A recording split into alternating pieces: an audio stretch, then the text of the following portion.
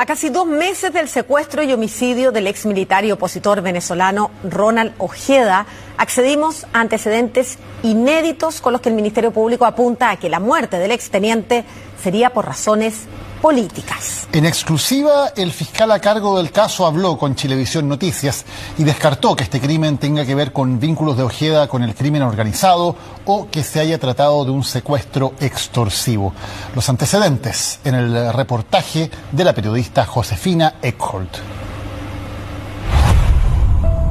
A quien vemos en estas imágenes es AC, menor de edad y único detenido hasta ahora por el secuestro y ejecución del exteniente venezolano Ronald Ojeda. Acto seguido, A entra al ascensor, se toma selfies con su celular. Según la cámara de seguridad, son pasadas las 9 de la noche del 20 de febrero del 2024. Es decir, 6 horas antes del secuestro. Minutos más tarde pasa el torniquete, sale del edificio y cruza la calle. Tal parece que espera que lo recojan. Este registro es parte del material exclusivo al que Chilevisión Noticias tuvo acceso y que hoy exhibimos. Esta escena es el comienzo de una trama internacional que cada día se decanta más por el móvil político. Usted tiene hoy día la convicción de que el móvil de este secuestro es político. Hasta el momento no tengo otro antecedente que nos demuestre o que nos indique hacia otro lado. En este caso nosotros hemos descartado todas las tesis que tengan que ver con la participación de él en la comisión de algún ilícito, por lo tanto la única tesis que queda vigente es la que usted indica. Hasta ahora los objetivos de esa persecución han sido 3 hombres que son señalados por el régimen Maduro de ser conspiradores. El primero de ellos, Ángelo Heredia, quien fue secuestrado cerca a Cúcuta por el ELN y entregado a la inteligencia militar venezolana. Con las personas que yo iba a ingresar era el primer teniente Ojeda, el sargento Pérez, el sargento Angulo. Es una de las razones que perfila este caso como un secuestro político. Ojeda no es el único de su grupo disidente y abiertamente opositor al régimen de Nicolás Maduro que habría sido víctima de una acción como esta. La segunda es su autopsia, a la que Chilevisión Noticias tuvo acceso. Según el informe, el ex militar habría sido ejecutado casi de inmediato, lo que descarta un secuestro extorsivo. La tercera es que el análisis de sus movimientos financieros descartarían posibles vínculos con el crimen organizado internacional, como para que su muerte sea alguna especie de vendetta mafiosa. La tesis, que a mí me parece que con estos antecedentes toma más fuerza, por supuesto, es la tesis del crimen político. Con estos antecedentes sobre la mesa, ¿usted tomaría esa línea investigativa, la línea investigativa del crimen político? Yo creo que es la tesis que comienza a tomar mayor fuerza en la medida en que uno empieza a descartar que hubiera habido un intento de secuestro para pedir un rescate y en la medida en que uno empieza a descartar que aquí se trate de un crimen en venganza por una infracción con una banda rival, por un problema que hayas tenido en una organización criminal, etcétera, pareciere, y como fiscal, por supuesto que esa habría sido la tesis que tomaría fuerza. Fui un preso político. Fui torturado y amenazado.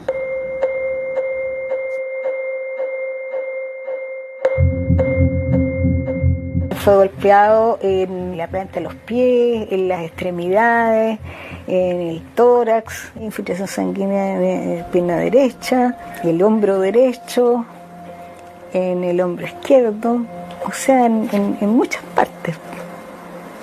¿Y en todas esas zonas hubo que aplicar esta luz para poder verlo, para poder ver las lesiones? O sea, ¿ninguna era visible a simple vista? Por lo que describe ahí, no se encontraron infiltraciones sanguíneas superficiales, ni siquiera con la luz. Y eso demuestra que lo golpeó alguien con experiencia en tortura, eso sí. Es muy probable. 3 de la mañana con 7 minutos. Este Nissan Versa entra al edificio en que vive Ronald Ojeda junto a su familia. Una pana hasta ahora desconocida por los secuestradores sería decisiva para identificar al menos a uno de ellos. Pero de ese desperfecto no sabrán hasta la huida, cuando deban improvisar. Por ahora el plan sigue su curso normal. Ya es 21 de febrero del 2024. Y el grupo está listo para secuestrar a Ojeda. Esta investigación va a ser lenta. Los antecedentes, desde mi punto de vista, conocidos por este secuestro, por este plagio y con este homicidio posterior, yo no recuerdo en la historia de Chile próxima, en la historia democrática de nuestro país, una situación similar. Fue lo primero que llamó la atención. Un modus operandi nunca antes visto aquí. 3 hombres vestidos de PDI y una acción sin contratiempos, lo que hacía evidente la preparación anticipada. Una situación similar. Fue lo primero que llamó la atención. Un modus operandi nunca antes visto aquí. 3 hombres vestidos de PDI y una acción sin contratiempos, lo que hacía evidente la preparación anticipada. Nada de eso lo había hecho antes el crimen organizado en Chile. La pregunta es ¿por qué lo haría ahora? En la persona que lo está llevando del cuello, ¿hay alguna clave que a ustedes les haga parecer que también es un militar? La persona que lo está llevando está teniendo una actitud muy programada. No sé si es una actitud de un militar, pero es una actitud muy programada en el sentido de que no comete errores. Es difícil llevar a una persona tensa. Me parece que lo hace de manera... prolija en el movimiento. Sí, es muy prolijo, muy prolijo. Quizás eso uno podría pensar, no sé si es militar, pero no es primera vez que hace esto. Y no es primera vez que esta persona también lo vive. Está como en una situación que parece ser conocida para él. La revisión de estas imágenes, junto a los expertos en conciencia y expresión corporal del Departamento de Psicología de la Universidad de Chile, aporta 2 datos importantes. 1, el entrenamiento de quien lleva a Ojeda por el cuello. Y 2, los indicadores físicos de que el exteniente ha vivido esto antes. ¿Hay algo que nos permita decir que Ojeda, el secuestrado, podría haber conocido a su secuestrador? Eso no es concluyente, no se puede saber si conoce a la persona secuestrador, pero seguramente entiende de qué se trata la situación. Él da cuenta de tener experiencia en esta situación, en la caminata al ascensor, en la manera en que entran, en ningún momento se descompone, entonces él está en una situación como esto, con déjà vu, esto yo ya lo he vivido, esto no hay algo que nos haga indicar que esto es una situación nueva para él.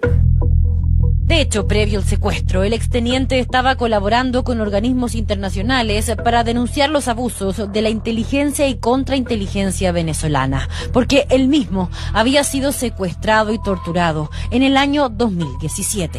Las circunstancias sí se parecen.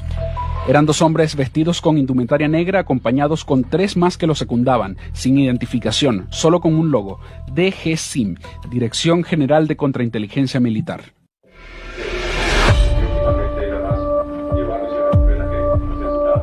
Nosotros venimos siguiendo desde hace varios años casos relacionados y es la DGCIM haciendo operaciones en territorio colombiano, además apoyada por el ELN para la cacería, como lo hemos denominado acá en nuestra investigación, de desertores y opositores políticos del régimen. En 2021 denuncian que el teniente Franklin Caldera habría sido secuestrado en Cúcuta y entregado a la contrainteligencia venezolana, más conocida como DGCIM, y desde entonces investigan estos casos dentro y fuera de Colombia. Han sido intervenidos en primera instancia 9 ciudadanos, se ha establecido que son ciudadanos de origen venezolano. En 2018, Bolivia detiene a 9 personas que identifica como miembros de la policía bolivariana de Nicolás Maduro, quienes también habrían usado ropa de la policía y el ejército local para llevar a cabo acciones clandestinas en ese país. En 2023, otra vez en Colombia, el Ejército de Liberación Nacional, miembro histórico de la guerrilla, habría secuestrado al capitán Ángelo Heredia en Cúcuta para entregarlo a la contrainteligencia venezolana. El ex militar y abierto opositor al régimen habría estado junto a Ojeda y otros disidentes planificando cómo derrocar a Maduro. Ustedes entonces logran acreditar que efectivamente Ronald Ojeda estuvo en Colombia el 13 de diciembre, junto a Ángelo Heredia. Y sí, es la versión que ellos nos han entregado. Ojeda de este asalto sale herido y lo que ellos relatan es que él cruza prácticamente media Colombia y sale por la otra frontera, por la frontera de Ecuador, hacia Chile. Ojeda habría logrado escapar y volver a Chile por pasos no habilitados, pero según ellos, con el antecedente de Heredia, es posible que se convirtiera en un blanco para los servicios de inteligencia del régimen. Y dicen que una coordinación entre el crimen organizado y la inteligencia venezolana en nuestro país sí sería posible. Pero es posible, según su investigación, que el mismo DGCIM irrumpa en la frontera colombiana para hacer acciones, es decir, que ellos entren de manera clandestina y operen en Chile, en Colombia o en algún otro país latinoamericano? Sí, eso está probado en varios documentos internos a los que tuvimos acceso del propio ELN y también en documentos de inteligencia, algunos de ellos del Comando Sur. En esos documentos queda probado con fotos e identificación plena de integrantes del DGCIM actuando y operando en territorio colombiano. Y en algunos de estos informes también hablan de la expansión y operación de militares venezolanos en otros países. ¿Usted cree que puede haber sido organizado desde Venezuela por organismos de contrainteligencia, concretamente por la DGCIM? En los documentos queda probado con fotos e identificación plena de integrantes del DGCIM actuando y operando en territorio colombiano. Y en algunos de estos informes también hablan de la expansión y operación de militares venezolanos en otros países. ¿Usted cree que puede haber sido organizado desde Venezuela por organismos de contrainteligencia, concretamente por la DGCIM? No lo sé. Nosotros, el trabajo que hacemos es un trabajo investigativo acorde a los antecedentes que vamos reuniendo en la carpeta investigativa. Ahora, hay un grado de organización, hay un grado de ejecución de este delito que nosotros no lo hemos visto. O sea, el Tren de Agua jamás actuó haciendo una mise en escena como la que hicieron en este caso, disfrazados de policía, y tomarse el trabajo además de enterrarlo a 1,40 m de profundidad y poner sobre él cementar el lugar donde estaba sepultado. Eso el Tren de Agua no lo ha hecho jamás. Las cámaras de seguridad del edificio marcan las 3 de la mañana con 9 minutos. Los secuestradores sacan a Ojeda esposado desde su departamento hacia el ascensor. Una vez dentro, el líder del grupo le pasa un celular a un segundo sujeto. Ninguno usa guantes, pero solo la huella de este tiene registro en Chile. A esa huella se suma esta imagen que permite hacer una comparación de cuerpos para confirmar la participación de Walter Rodríguez Pérez, un alto mando del Tren de Aragua en Chile, sospechoso de liderar al menos otros 2 connotados secuestros extorsivos. Lo llamativo es que esta vez Rodríguez no está a cargo. Dado que esos videos han salido públicamente, solo puedo decir que yo he llegado al menos a la conclusión de que la persona que traslada a la víctima efectivamente es una persona que tiene preparación y que tiene una condición distinta a los demás partícipes e incluso por sobre Walter. ¿Podría ser una persona miembro de la inteligencia o de la contrainteligencia venezolana, un militar? Eso no lo sé. Yo lo único que le puedo asegurar es que es una persona extranjera. Pero es una persona extranjera con preparación militar, con preparación para secuestrar. De acuerdo a la apreciación del video, al parecer, sí. Eso puede tener que ver con que él haya hecho muchas veces esto o que tiene una habilidad, pero no es alguien que casualmente hace un actuar prolijo. No me parece que la clave de él que da un paso hacia atrás y de él que le hace este gesto y lo dejan a él es el centro de la escena. Los expertos de la Universidad de Chile también coinciden en que Ojeda sí ofrece resistencia, que eso se nota en sus músculos y en cómo camina, y que, aunque en un momento intenta algún tipo de diálogo, luego desiste. Y ahí a nosotros nos da cuenta de una actitud todavía un poquito más activa. O sea, ahí está hablando, está respondiendo, está con el ceño fruncido, tiene un poquitito más de control sobre la situación comunicativa.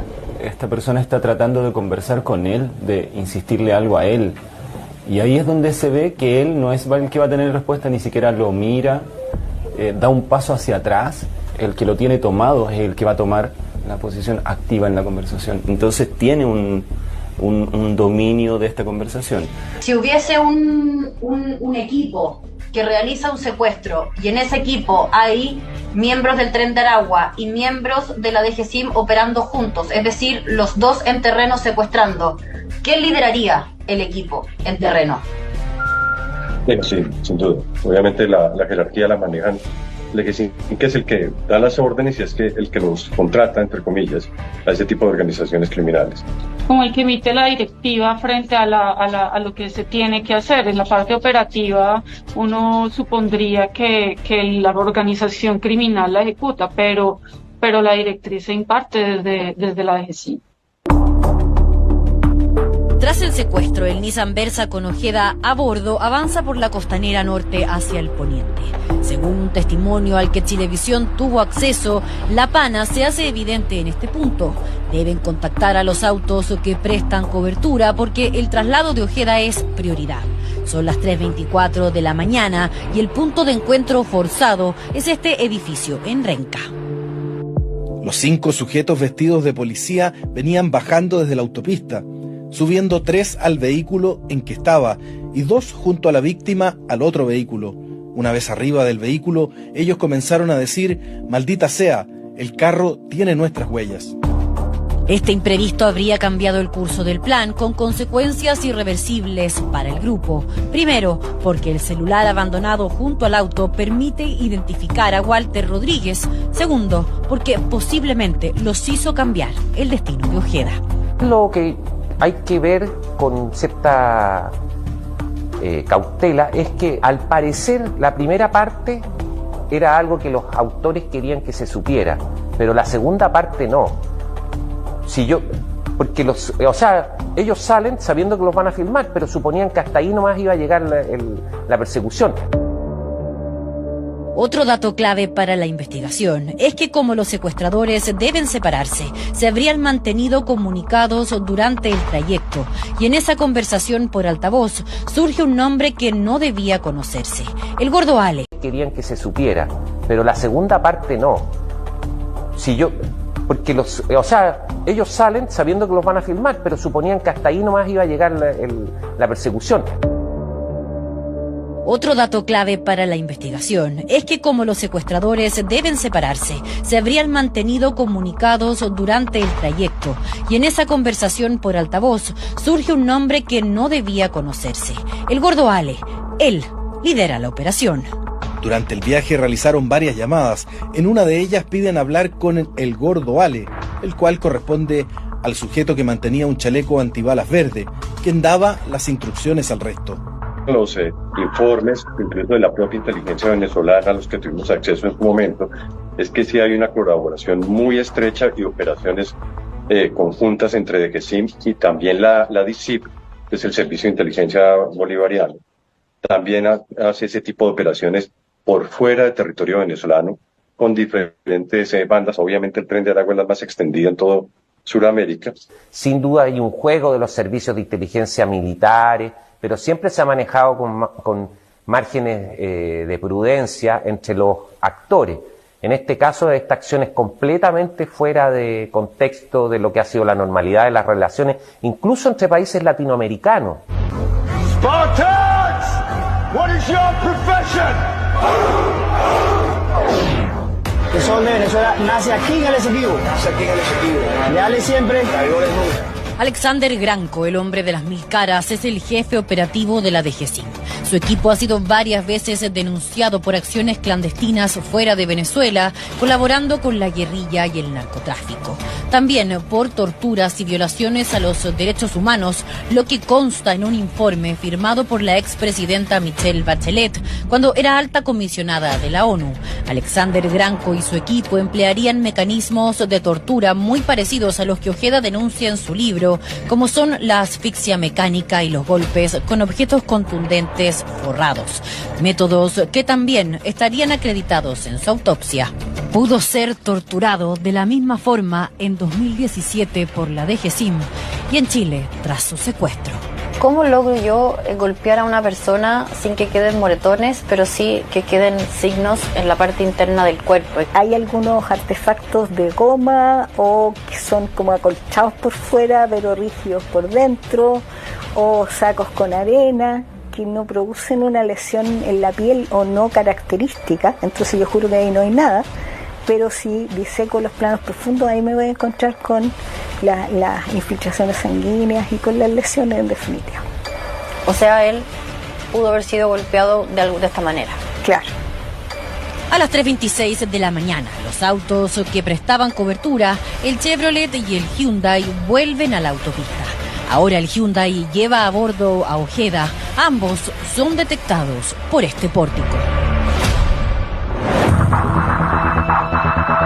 Son las 4:12 de la mañana. Tras dejar a 3 falsos PDI en la casa de seguridad en San Bernardo, el Chevrolet entra en la comuna de La Granja por esta ruta. Michael David Villegas Rodríguez pudo ser identificado porque carga benzina usando su tarjeta de crédito y decide acumular puntos.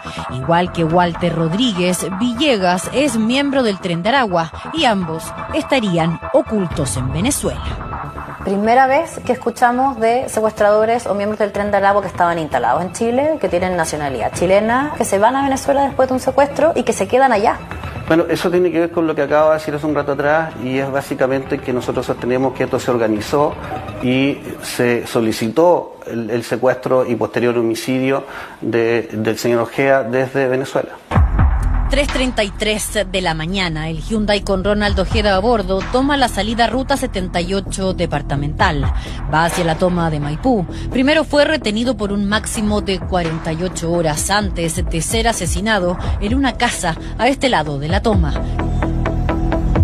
10 días después será encontrado bajo un radier de cemento y al interior de una maleta, pero en otra casa. Hoy la trama comienza a decantar por el secuestro político.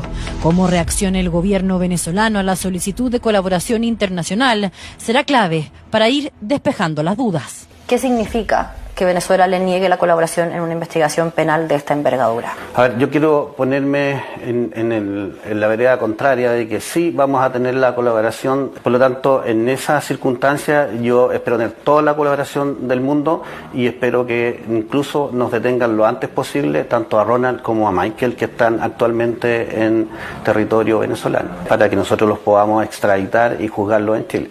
Yo no hablaría de la participación de un régimen en torno a esto, hablaría de personas que pueden ser identificadas dentro de un gobierno cualquiera, que han sido autoras directas o intelectuales respecto a un homicidio. Hoy las gestiones por parte de la Fiscalía y el gobierno están hechas. Ahora depende de las autoridades en Venezuela poder aclarar por qué mataron a Ojeda.